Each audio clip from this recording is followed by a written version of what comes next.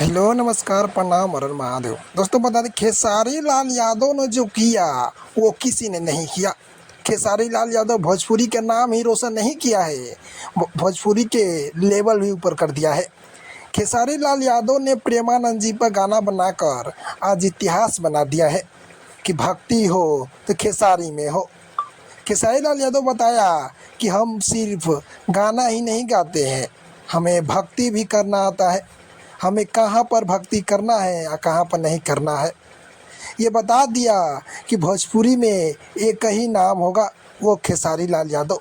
दोस्तों, खेसारी लाल यादव के फैन है तो हमारे चैनल को सब्सक्राइब कर दे और लाइक शेयर ज़रूर कर दे। जो खेसारी करते हैं वो लकीर होता है, भले दूसरा कोई कहे कि हमारे लकीर पर तू चलेला, लेकिन गलत बा। खेसारी लाल यादव जो घिस देते हैं उसी पर सब रहेंगे। खेसारी एक ऐसा ब्रांड है कि अच्छे अच्छे गाने लेकर आते हैं,